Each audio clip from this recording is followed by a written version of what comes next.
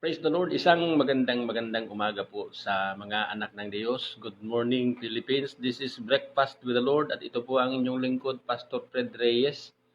Opo, no, sa kabuuhan po ng Community Victory in Jesus Christ, International Christian Community Incorporated, or BJCICCI, opo, no, ang inyong abang lingkod kasama ang mga lingkod ng Diyos, Pastora Ana Teresa Calugtong, Pastora Che Hubilla at ang atin pong lingkod ng Diyos na nakatalaga dyan po sa lugar ng Pitugo, Quezon, Barangay Kabulihan, Pastora Gemma Ditubio ay bumabati po sa inyo ng magandang umaga sa araw na ito. Today is December 11, opo, araw ng Biyernes, taong 2020, araw na itinakda ng atin pong Panginoon upang tayo ay patuloy na pagpalain. So good morning po, good morning.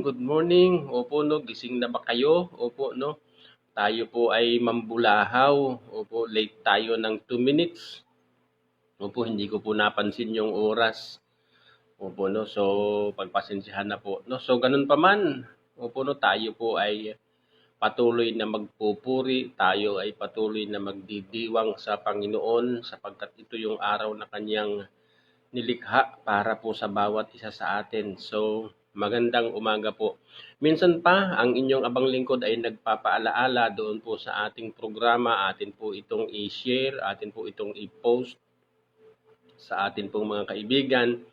Hayaan po natin na yung atin pong programa ay dumaan sa kanilang wall, opo, at makita nila ang mensahe ng mabuting balita na ang Diyos lamang ang tanging makakapagpaunawa. So, ayun po, no? So, meron din po tayong program sa YouTube. Opo, no? Nasa pangalan ni Sister Joanne Carol Ramoy Diego Morales, BJCI, ICCI. Excuse me po, no?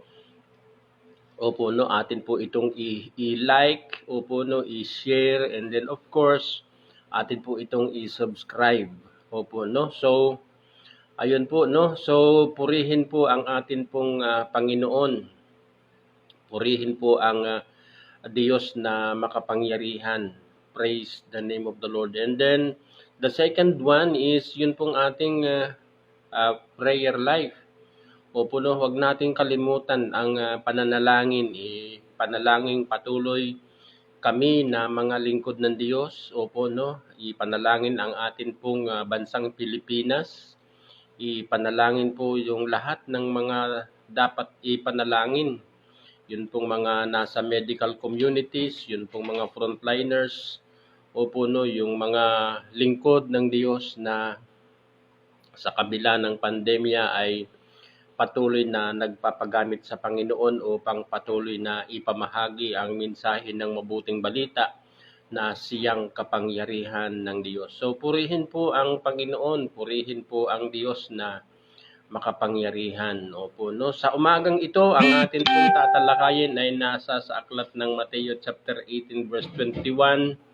Opo, at sa kasalukuyan nga dahil ang chapter 18 ay tumutukoy sa buhay sa church. Opo, no, life in the church.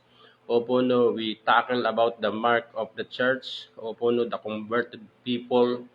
Opo, no, of God, the importance of the church, seek by God through Jesus. Opo, no, the nature of the church, they are chosen. Opo, elect. Opo, and then life in the church. Praise the name of the Lord. Opo, no, yun pong pangangasiwa. Pag sinabing life in the church, yun pong pangangasiwa ng mga namumuno kung paano harapin yung mga bagay na dapat harapin. Specifically, yun pong mga problemang umuusbong sa church. So, mayroong mga taong aayaw ng church na mayroong problema. Kahit saan ka po makarating, mayroong problema. Opo, no? May nasa church ka man o wala.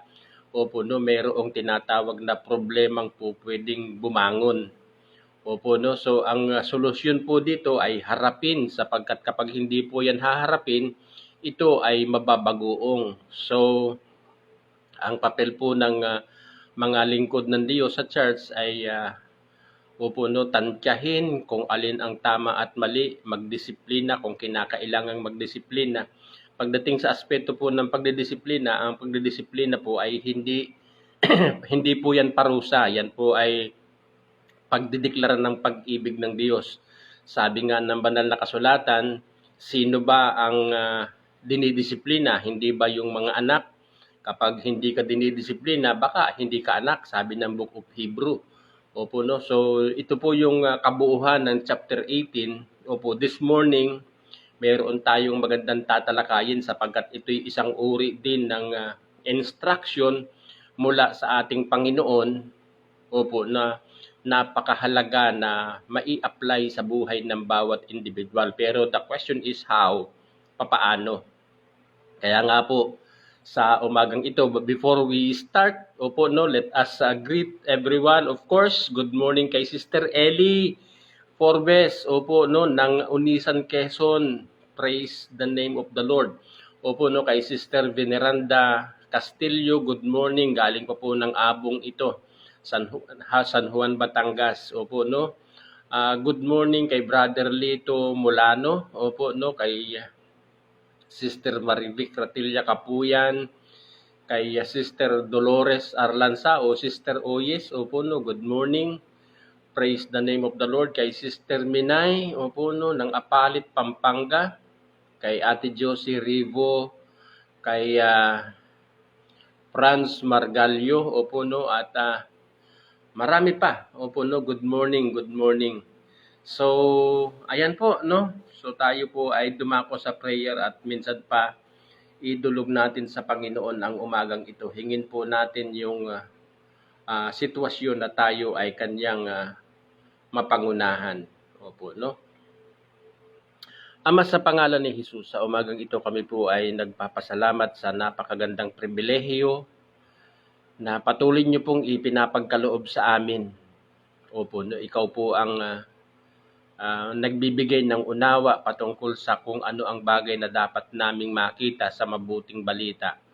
Kaya naman sa umagang ito, amin pong idinudulog sa iyo ang sitwasyon at amin pong dalangin na sa umagang ito, kami po ay iyong makausap. Maipaunawa po ninyo sa amin ang amin pong pagsasalusaluhan. Kaya Ama, amin pong dalangin sa tulong ng banal na Espiritu na liwanagan ninyo ang aming mga puso at isipan. Kung papaanong sinabi po ng banal na kasulatan, let there be light, and there was light. Opo, hayaan ninyo sa umagang ito, kami po ay iyong liwanagan. Salamat po at minsan pa amin pong hinihingi ng tawad ang amin pong mga pagkakamaling nagagawa at patuloy naming pinapanghawakan mayroong biyayang nakalaan para sa iyo, para sa amin na mga mula sa iyo para sa amin na mga mananampalataya.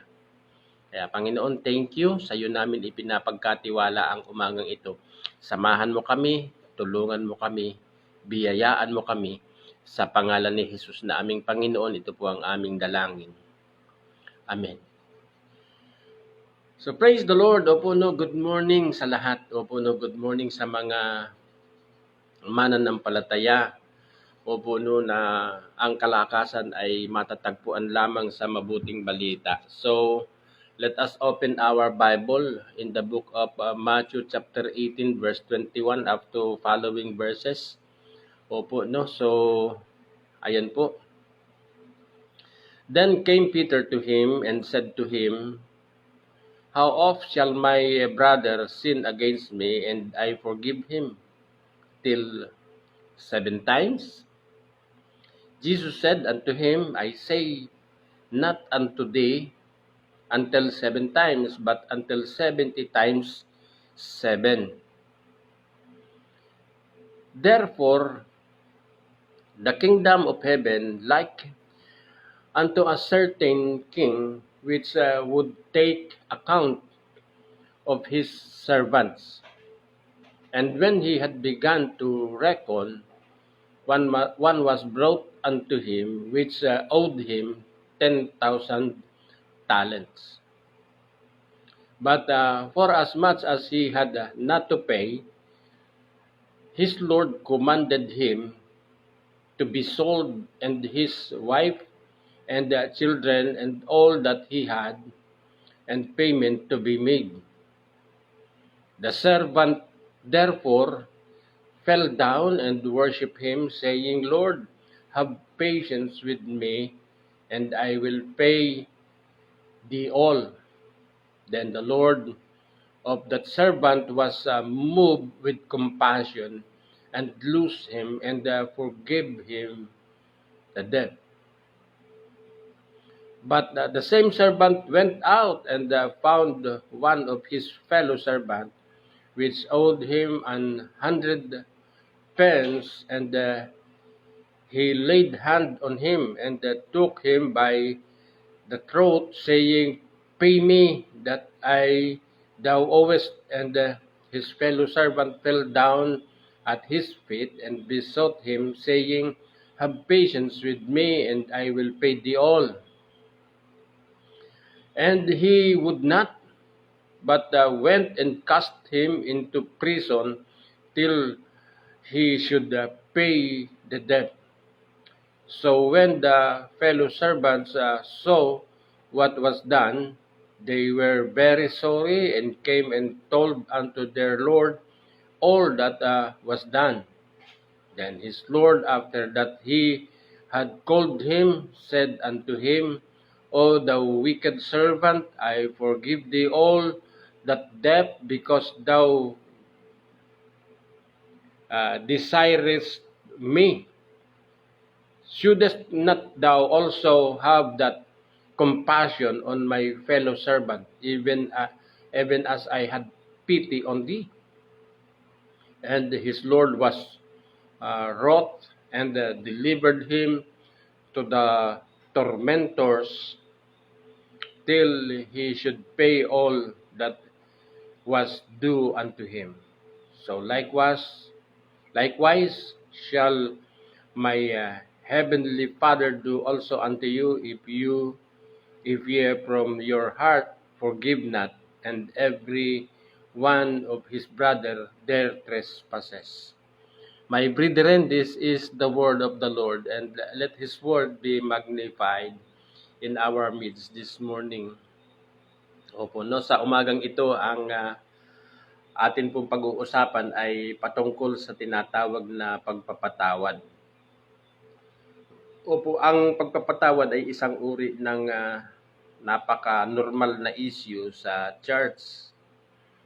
At kapag mayroong mga pagkakamaling nangyayari, opo, no, ang mga payo ay ihingi mo lang ng tawad yan, o magpatawad ka lang. Opo, no, masosolve na yung problema na yan.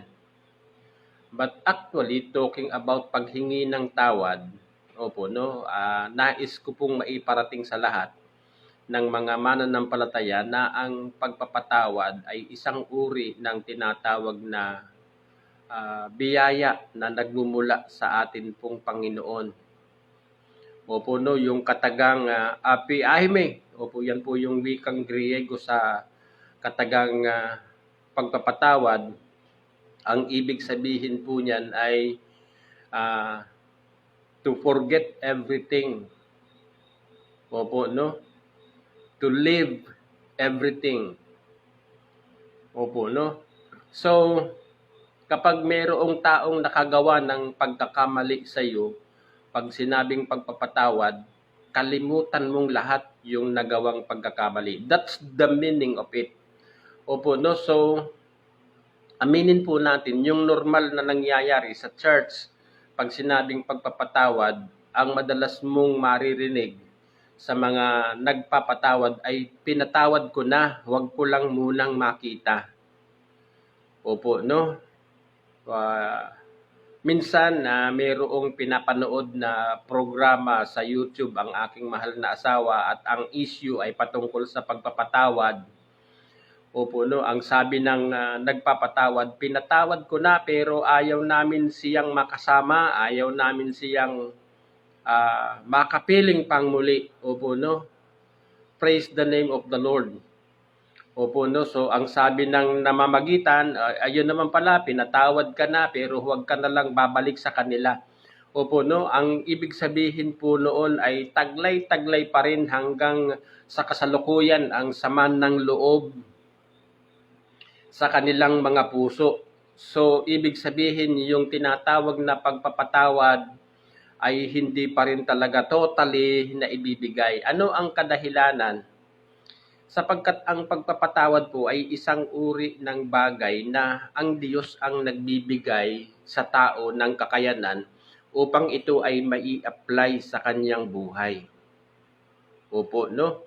Ang pagpapatawad ay isang uri ng bunga na nagmumula sa tinatawag na pananampalataya na sa kung saan sa pamamagitan ng pananampalataya ay kumikilos ang tinatawag na biyaya mula sa Diyos. Opo, no? For by grace, opo, sabi doon, you have been saved through faith. Opo, no? Kasi hindi ka po maliligtas na mayroon kang taglay-taglay na galit, sama ng loob sa iyong puso. Opo, no? Ito'y isang napakalaking parusa sa buhay ng isang mananampalataya daw. Opo, na nasa sa Panginoon daw, and yet mayroong taglay-taglay na galit sa kanyang puso. Ang galit po na yun ay po pwedeng maging dahilan kung bakit hindi siya makatulog. Opo, yung galit po na yun ay po pwedeng maging dahilan kung bakit, opo, no, magulong lagi yung kanyang isipan, wala siyang kapayapaan. Opo, no, hindi ka matatawag na mananampalataya kapag mayroon kang kinikimkim na negatibong bagay sa iyong puso, at ang tawag po dyan ng atin pong Panginoong Hesukristo ay tormentor. Praise the name of the Lord. Opo, no, so matotorment ka araw at gabi dahil sa mga isipin na dadating sa iyong buhay, resulta ng tinatawag na kawalan ng pagpapatawad. Opo, no? So, sasabihin ng marami, nagpatawad na kami, pastor. Pero ang katanungan ng isang lingkod ng Diyos, nalimutan mo na ba lahat? Opo, no? So, pag pinag-usapan yung usapin sa pagpapatawad, ito yung napakagandang anggulo na sa kung saan lumapit si Peter sa atin pong Panginoon. Kasi, Peter, he heard, opo, no, the entire teachings of Jesus about the church. Opo, no, sa church pala ay mayroong pamunuan na binigyan ng Diyos ng authority na anumang i-apply nila sa lupa, ito ay i-apply ng Diyos sa langit, at anumang alisan ng kapangyarihan ng mga leaders dito sa lupa ay aalisan ng kapangyarihan ng Diyos sa langit. Opo, no? Whatsoever, sabi doon, sa verse 18, verily I say unto you, whatsoever you shall bind on earth shall be bound in heaven, and whatsoever you shall loose on earth shall be loosed in heaven. Again, I say unto you that if 2 or 3 agree on earth as touching anything that they shall ask, it shall be done for them by my Father which is in heaven. Opo, no? So, malinaw para kay Peter yung katuruan about any kinds of trespasses. Opo, no? Sabi ng verse 15, moreover, if thy brother shall trespass against thee, go and tell him his fault between thee and him alone. Opo, no? So, yung mga failures in the church, normal po yan. Pero ang pinaka-the best na solusyon ay matutunan po natin yung tinatawag na magpatawad. So Peter, he came to Jesus and asked him, and then sabi ng ating kapatid na si Pedro, opo, how shall often shall my brother sin against me and I forgive him? 7 times? Opo, no, napakaganda ng tanong ni Peter. Ilang ulit po ba akong magpapatawad kapag yung aking kapatid ay nagkamali, nagkasala laban sa akin? Ilang ulit po akong magpapatawad? 7 times? And then Jesus answered him, hindi ko sinabi sa iyo na 7 ulit, kundi 70 ulit ng 7. Praise the name of the Lord. Opo, no? Some pastors, opo, no, nagsasabi na ang nakakapagpatawad ng 70 ulit ng 7, ito daw po yung mga mananampalataya na ayaw nilang magtaglay ng grudges sa kanilang puso. Opo, ayaw nilang magdala ng sama ng loob. Yun pong nakakapagpatawad raw po ng 70 ulit ng 7. Ayaw nilang magdala ng mabibigat na bagay sa kanilang puso. Opo, no? But actually, this is really the meaning of it. Opo, no? Yun pong nakakapagpatawad ng 70 ulit ng 7, ito po yung mga tao, o ito po yung mga mananampalataya na taglay-taglay ang karakter ng atin pong Panginoong Hesukristo. Wala pong tao na may kakayanan na makapagpatawad ng 70 times 7. Wala po. Praise the name of the Lord. Opo, no? Ang kondisyon po nating mga tao, sabi ng Romans chapter 3, opo, no? All have sinned and come short of the glory of God. Opo, no? Lahat ng tao ay nagkanya-kanyang lakad. Ang lahat ng tao ay nalihis ng kanyang landas. Opo, no? At sabi doon, wala pong humahanap sa Diyos. Opo, no? At ito po ay pinatunayan ng atin pong Panginoong Hesukristo when He say, "O faithless and perverse generation, how long shall I be with you?" Praise the name of the Lord. Opo, no? So, ang mundong atin pong tinitirahan ay isang uri ng mundo na napakamakasarili.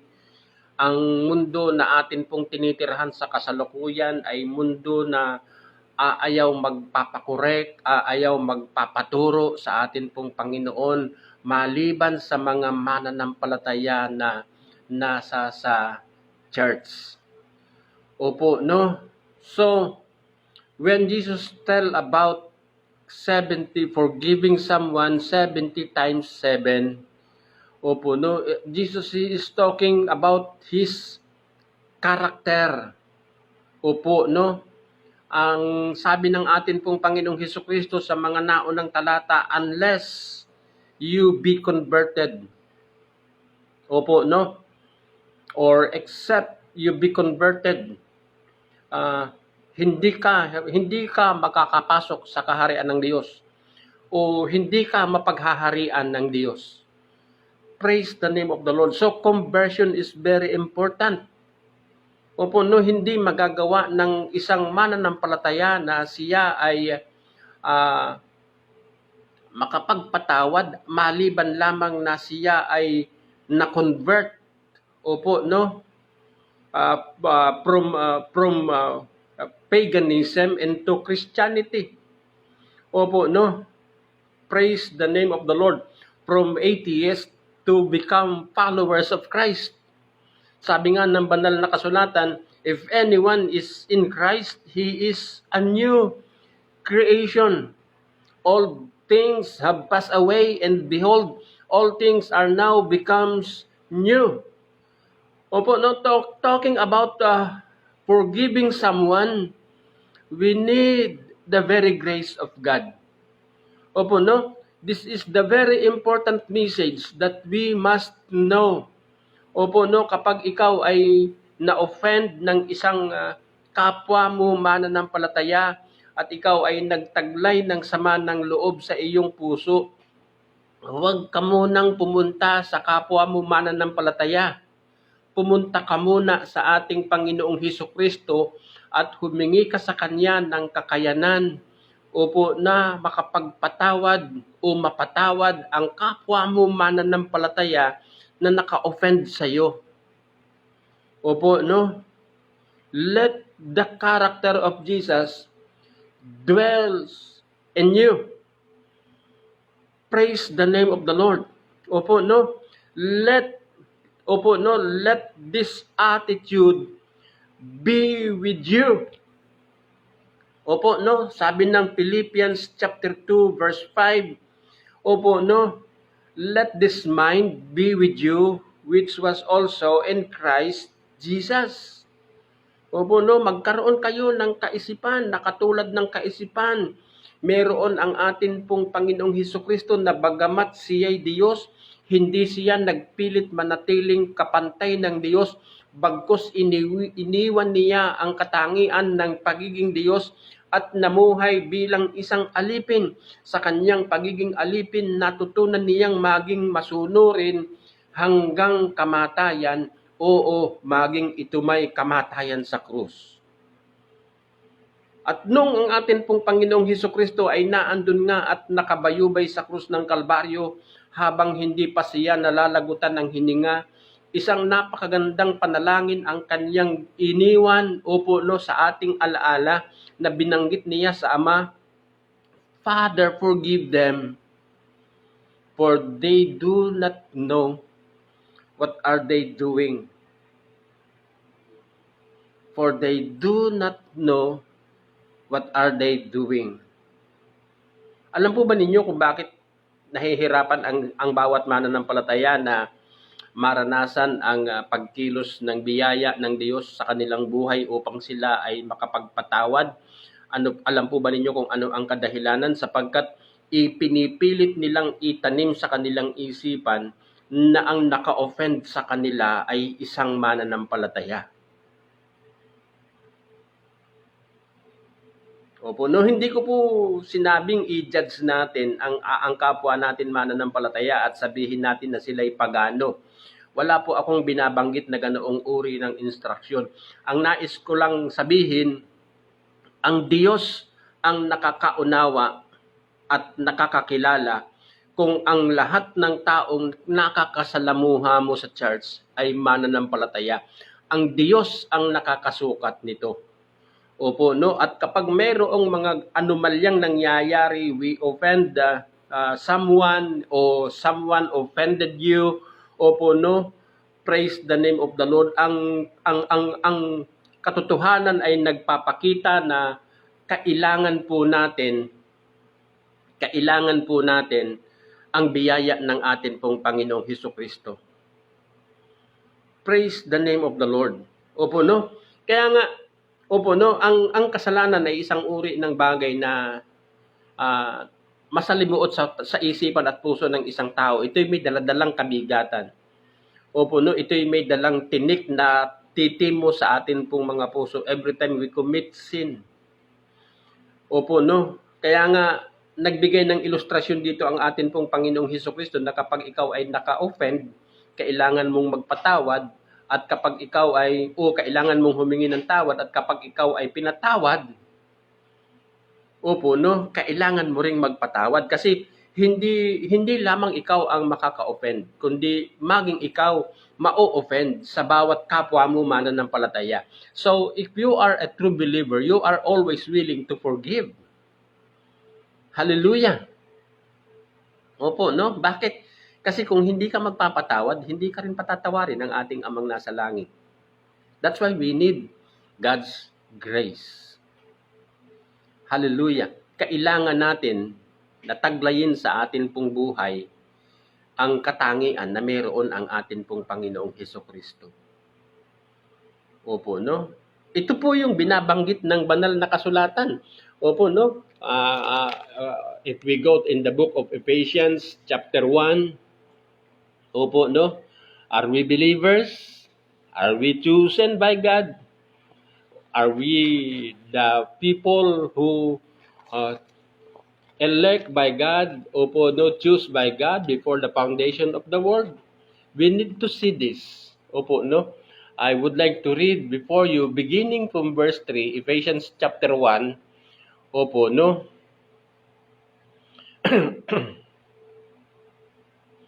Praise the Lord. Sabi doon, "Blessed be the God, the Father of our Lord Jesus Christ, who had blessed us with every spiritual blessing and heavenly places in Christ." O puno, ito yung napakagandang pagpapasimula ng verse 3. Purihin natin ang Diyos at Ama ng ating Panginoong Hesukristo na nagbigay sa atin ng pagpapala o ng mga espiritual na pagpapala mula sa langit sa pamamagitan ni Jesus. Opo, no, I really believe na dito pa lamang sa verse 3, makikita natin, opo, no, na kasama doon yung tinatawag na biyaya na ikaw ay makapagpatawad. Opo, no, sabi ng verse 4, according as He had chosen us in Him before the foundation of the world, that we should be holy and without blame before Him in love. Opo, no, ito yung tinanggap natin mula sa atin pong Panginoong Hesukristo. Maaaring kung hindi man taglay-taglay ito ng mananampalataya, opo, no, ito ay hindi pa nagmamanifesto pa sa kanyang buhay, pero ito'y nasa sa kanya. Because if you were chosen by God, opo, before the foundation of the world, this kind of gifts, opo, no, naandyan na yan sa'yo. Opo, no, sabi ng verse 5, having predestinated us unto adoption of children by Jesus Christ to Himself, according to the good pleasure of His will. Opo, no? Having predestinated us unto adoption. Opo, no? Sa ibang kasulatan o sa New King James Version, opo, no? Having predestined us to be conformed, opo, no? To be conformed to the image of His Son. Praise the name of the Lord. That we should be holy, without blame before Him in love. Conforming to Jesus, opo, no, ang ibig sabihin, you are become like Him. Becoming like Him. Opo, no? Praise the Lord. Kaya daling sabihin, kaya kong magpatawad kapag hindi ka biyayaan ng ating Panginoon na makapagpatawad, mananatiling taglay-taglay mo sa iyong isip at puso ang lahat ng sakit at hirap na iyong naranasan sa mga taong iyong nakasalamuha noong mga unang panahon. Pero kapag ikaw ay biniyayaan ng Diyos na makapagpatawad, opo, no, bibigyan ka din ng Diyos ng kakayanahan na malimutan ang lahat, because forgiveness, opo, no, or forgiving others is forgetting everything that happened in your life. Hallelujah. Praise the name of the Lord. So, ang pagpapatawad ay isang uri ng bagay na nakadepende, opo, no, hindi doon sa taong dapat mong patawarin. Ang pagpapatawad ay nakadepende sa iyong relasyon sa atin pong Panginoong Hesukristo na siyang naunang nagpatawad sa iyo. Praise the name of the Lord. Siyang naunang nagbigay ng kapayapaan sa iyo. Opo, no? Ang iyong pagpapatawad ay nakadepende sa ating Panginoong Hesukristo na naunang nagdeklara, through Him, you are righteous indeed. Hallelujah. Praise God. So napaka-importante ng usapin about pagpapatawad. Opo, no? Si Pastor Fred ay mayroon, hindi naman ito nalilingid sa lahat. Opo, no, mayroong karanasan na kasalukuyan lamang ay naganap, at ito nga po yung dahilan kung bakit naandyan sa likod ko yung mahiwagang kurtina. Opo, no, umalis lamang kami sa lugar namin dahil sa katotohanan na gusto kong makapagnilay, opo, no, gusto ko pong lalong lumalim pa sa Panginoon, mapagnilayan ang mga bagay na nangyayari sa buhay namin bilang pamilya, bilang mananampalataya, and then at the same time gusto ko pong makahingi ng biyaya sa atin pong Panginoon na makalimutan ang lahat ng nangyari. Ano ang kadahilanan? Kasi po kapag hindi ko po ito makalimutan, ito'y isang uri ng tormentor na tataglayin ko sa aking isipan, opo, no, hanggang sa aking kamatayan. Opo, no, sa totoo lamang po, opo, magsasabi ako ng katotohanan, lahat ng pangit na karanasan na nangyari sa buhay ng isang tao, sa panahong siya ay may sapat ng isip, ay hinding-hindi niya ito makakalimutan, maliban lamang na bigyan ka ng Panginoon ng kakayanahan na ang lahat ng ito ay makalimutan. Praise the name of the Lord.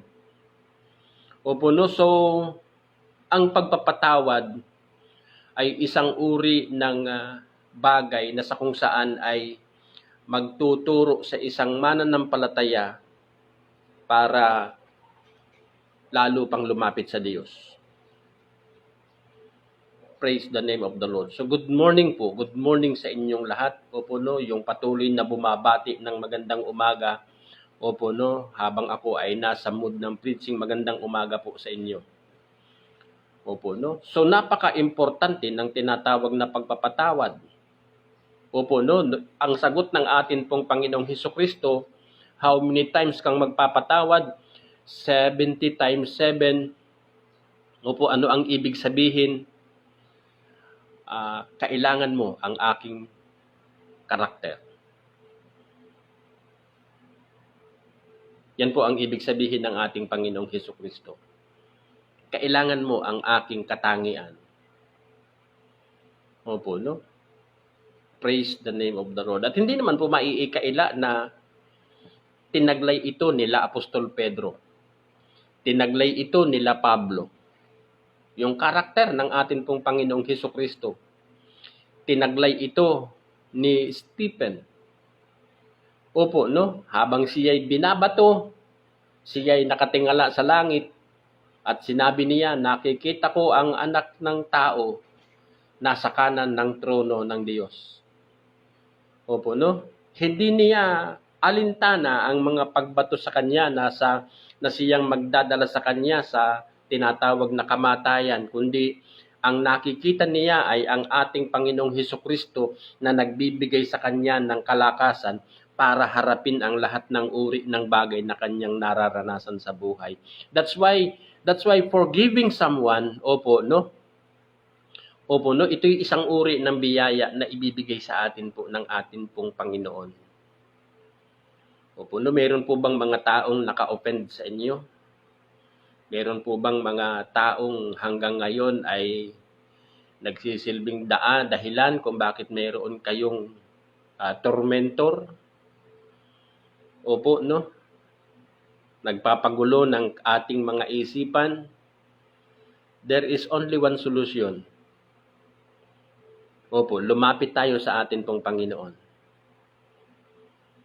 Hingin po natin yung kapatawaran na nagmumula sa Kanya, and then pangalawa, hingin po natin yung tinatawag na kakayanan na tayo ay makapagpatawad. Kasi po ang kahulugan ng pagpapatawad, paglimot sa lahat. Yan po ang kahulugan ng pagpapatawad. And that is grace. Biyaya po ito na nagbumula sa Diyos. Opo, no? Kung papaanong sinabi ng ating Panginoong Hesukristo, manatili kayo sa akin upang manatili ako sa inyo. Hindi makapamumunga ang sanga kapag hindi ito nakakabit sa puno. Gayon din naman kayo. Hindi kayo mamumunga kung hiwalay kayo sa akin. Ang pagpapatawad ay madali lang sabihin, pero hindi mo maisakatuparan kapag hiwalay ka sa atin pong Panginoong Hesukristo. And then, ang consequences po nito, kapag hindi tayo nagpatawad, hindi din tayo patatawarin ng ating Amang nasa langit. Praise the name of the Lord. So tayo po ay manalangin. Hingin natin sa Panginoon ang biyaya na tayo ay bigyan niyan ng kakayanan na makapagpatawad. Makalimutan ang lahat. Opo, no? Ama, sa pangalan ni Jesus, kami po ay nagpapasalamat sa napakahalagang issue, aralin patungkol sa pagpapatawad na sa kung saan ay importante sa isang community o sa isang church. Hindi po ibig sabihin, Ama, na ang pagpapatawad ay nangangahulugan ng pag-aalis ng mga usapin patungkol sa pagdidisiplina. Hindi po ibig sabihin na ang pagpapatawad ay kalimutan na talaga ang lahat ng bagay na nagawa ng isang taong dapat patawarin. Kundi ang pagpapatawad po ay isang uri ng usapin na kailangan naming lumapit sa iyo, humingi ng biyaya mula sa iyo, kalakasan mula sa iyo, kakayanang maisagawa ang iyong kalooban mula sa iyo, upang sa bawat panahon na mayroon kaming kailangang disiplinahin, ay magdidisiplina kami, bunga ng biyaya, bunga ng pag-ibig na nagmumula sa iyo, at hindi bunga ng sama ng loob na sa kung saan ay nasaling ang aming ego ng isang tao. Kaya Panginoon, sa iyo namin ipinapagkatiwala ang usaping ito. Amin pong dalangin na ang ganitong uri ng issue ay hindi lamang sa ilang community mai-apply, kundi sa lahat ng community. Napakarami pong churches ngayon na ang mga miyembro ay hindi nag-iimikan, hindi nagpapansinan. Nagkikita tuwing araw ng linggo sa church, pero parang hindi magkakakilala. Ano ang kadahilanan? Sapagkat ang bawat isa ay may taglay-taglay na grudges sa kanilang puso. May taglay-taglay na sama ng loob sa kanilang kapwa mananampalataya. Panginoon, kailangan po namin ang iyong biyaya. Kailangan po namin, Panginoon, ang iyong grasya na magbibigay sa amin ng kakayanan upang makapagpatawad. Kaya naman ang dalangin po namin kami iyong patuloy na samahan, sapagkat alam namin na maliban lamang na manatili kami sa iyo, o maliban lamang na manatili kang kasama namin, wala po kaming magagawa.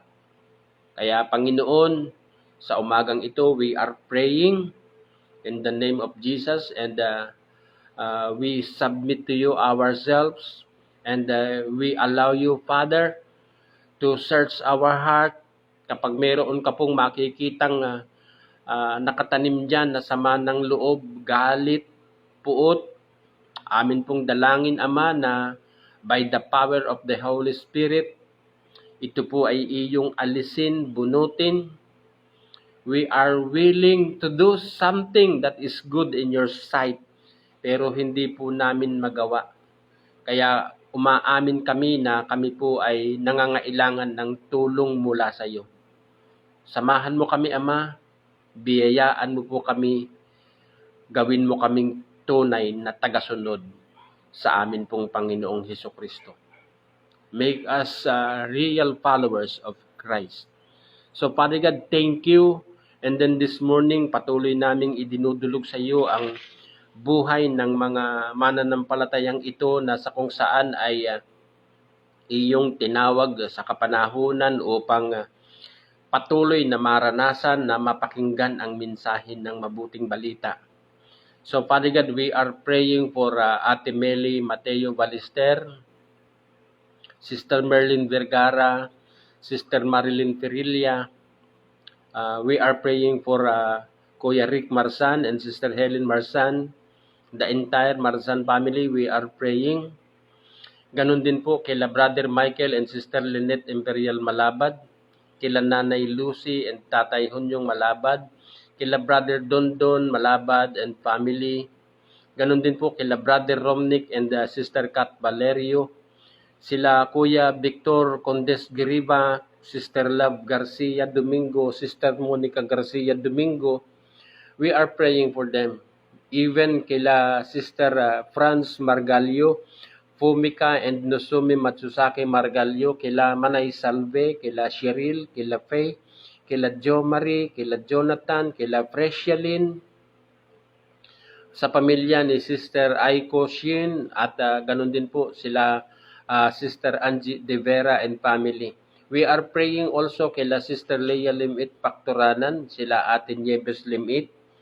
Ganun din po kila Ate Nelia Laraya, Kuya Jose Laraya, kila Brother Bart Sibulyina, kila Sister Susan Limbo, Brother Edgar Limbo, kila Nanay Presi and Sister Grace Murillo, kila Sister Oyes and Sister Nori. We are praying specifically kila Kuya Jose Laraya at Brother Edgar Limbo, ganun din po kay Brother Bart Sibulyina. Akin pong dalangin ang iyong patuloy na pagkilos, Ama, upang igawad sa mga kapatid kong ito ang kagalingan. Sa iyo namin patuloy na ipinapagkatiwala ang buhay ng mga kapatid naming ito. Si Ate Nelia, Father God, we are praying na ibigay mo po sa kanya ang kapayapaan sa kanyang isipan sapagkat siya po yung nagdadala ng isipin patungkol sa sitwasyon po ni Kuya Joe. Sabi po ng banal na kasulatan, we need to cast our care upon you for you cares for us. So akin pong dalangin na turuan mo ang Ate Nelia na maipasa sa iyo ang kanyang kabalisahan, yamang ikaw po ang kumukup sa amin na mga mananampalataya. We are praying also, Father God, kila Kuya Fernan Lucero, kila Brother Rodel Kabanganan, praying also, Father God, kila Sister Estela Teranya, kay Brother Tito Teranya, yung pong sitwasyon ng case ni Brother Tito, sa iyo ko po ipinapagkatiwala. We are praying also para doon po sa judge na may hawak ng kasong ito. We are praying, Father God. We are praying also kay sa aking pamangkin na si Sister Maribeth Caniega, Reyes Caniega. Akin pong dalangin na patuloy mong abutin ang physical na katawan ng pamangkin kong ito. Igawad sa kanya ang kompletong kagalingan. Praying also sa mga kabataan na nakikinig sa lugar po ng Batangas Province, mga kaibigan po ni Genesis Ditubio, sila Ryan, sila Lenny, si Rona, si Jessa, and of course si Genesis Ditubio. Akin pong ipinapagkatiwala sa iyo ang grupong ito, ang mga kabataang ito. And then we are praying. I am praying also, Father God, sa BJC Metro Manila Local Church, BJC Apalit at BJC Pitugo. Una sa Metro Manila Local Church, sa katauhan po nila Pastora Che Hubilia, si Mama Tila, sa Kurong family, si Ate Luz at Kuya Joe Kurong, sila Jason, Juby at Sail. Sa Escriba family, sila Brother Ronnie Escriba, Sister Leia, si Brother Eman at Sister Ella. Sa Herrera family, Sister Joanna Pearl Herrera, Brother Christopher Herrera at si Cassie. Sa Pantalyon family, sila JB at Sister Eleanor Pantalyon sa kanilang anak na si Juno. Father God, we are praying for Juno's health. Akin pong ipinapagkatiwala sa iyo ang buhay ni Juno at ganun din po yung kapatid niya. We are praying for Doctama family, sila Brother Hinaro, Sister Rosalie and kids. We are praying for them. Sa Revo family, sila Ate Josie, Kuya Willie, Sister Tintin, Brian, Ethan and Christian. Ganun din po sa Morales family, kila Sister Joanne Carol Ramoy Diego Morales and Brother EJ Morales. We are praying also, Father God, sa Kalugtong family, sila Pastora Ana Teresa Kalugtong and Brother Gerald Kalugtong, Jose Martin Kalugtong, and then sila Sister Didit Kalugtong Ebol, sila Brother Jojo Ebol, si Catrian, Father God, at iba pa po na mga kasamahan nila Brother Jojo na nasa medical community. Kaya Panginoon, sa iyo namin ipinapagkatiwala ang entire BJC Metro Manila. Praying also kila Brother Lito Mulano, sila Sister Imelda Mulano, sila Sister Milet, sila Brother Henry, Jemeline, Brother EJ, o Ernel, rather, opo, no, si EJ, si Yuan. We are praying also, Father God, kila Sister Geneva, kila Sister Ika, kila Brother Denmark, Sister Amin, John Stephen Calapillo, and then Brother Arvin Escala.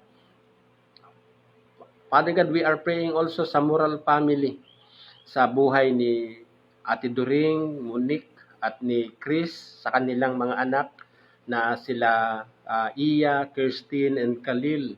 We are praying also sa Pagaduan family, kay Brother Eric, kay Sister Shea, kay Brother Ariel, kay Brother Aris, kay April, kay Ashley, at kay Baby Arian.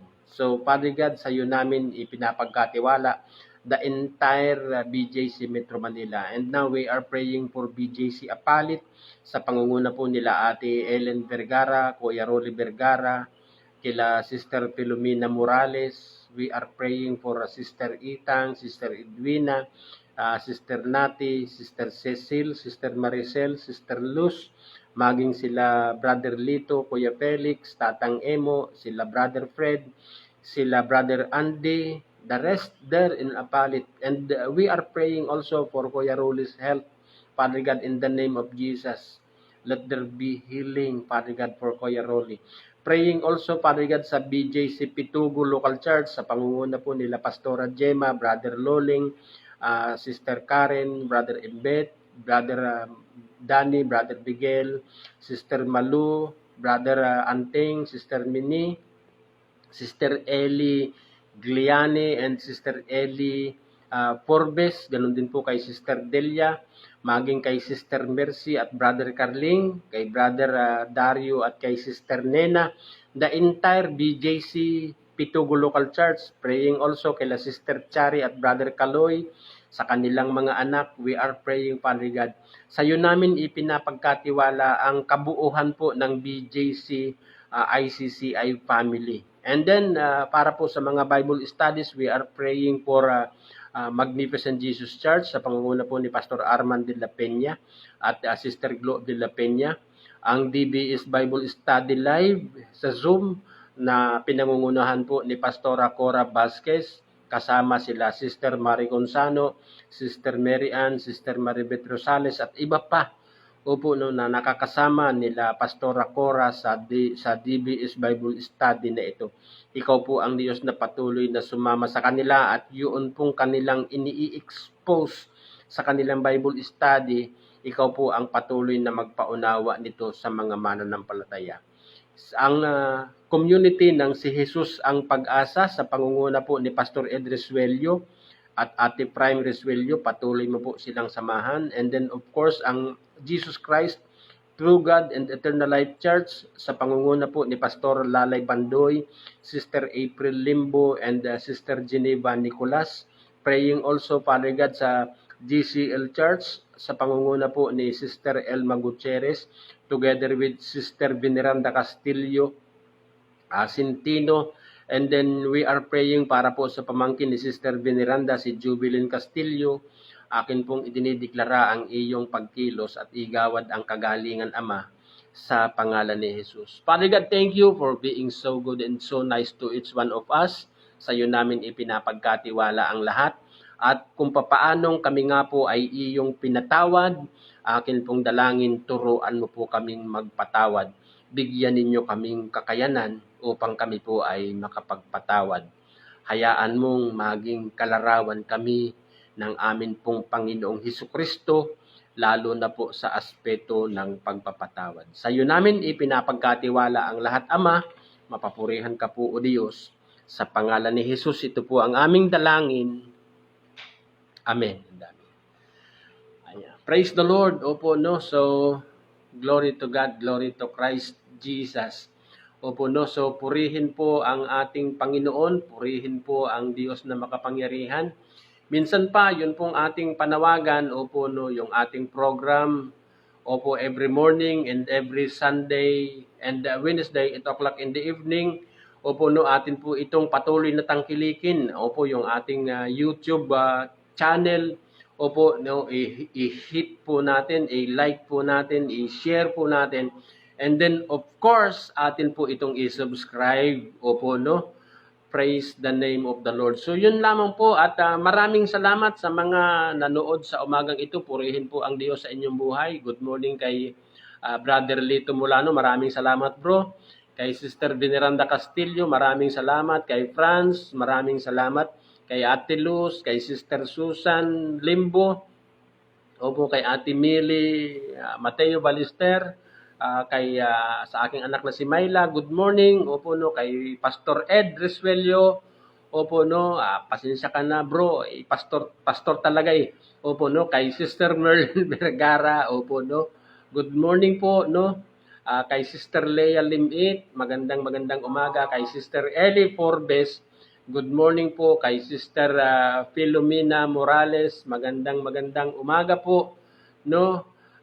Sister Marivic Ratilla Capuyan, Sister Dolores Arlanza, opo, no, at kay Ate Josie Rivo, of course, opo, no, magandang umaga po sa inyo. At sa lahat ng nakinig, opo, hindi ko po kayo maisa-isa, opo, no, purihin po ang Diyos sa inyong buhay, opo, no. Sa umagang ito, tanggapin po natin ang pagbabasbas ng ating Panginoon. The Lord bless you and keep you, make His face shine upon you, and be gracious to you, and give you peace. Sa Kanya ang kapangyarihan, ang kaluwalhatian at kapurihan sa pangalan ni Jesus. Amen. God bless you po at bye-bye po sa inyong lahat.